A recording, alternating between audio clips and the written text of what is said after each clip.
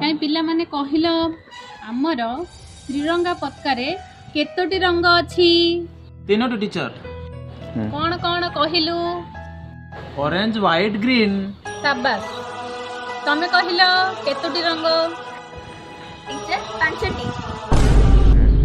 ମୂର୍ଖୁଣୀ, 5ଟା colour କେମିତି? କଣ କଣ କହିଲୁ? Teacher orange white navy blue green and red. Red colour ए त्रिरंगा रे कोठी अछि?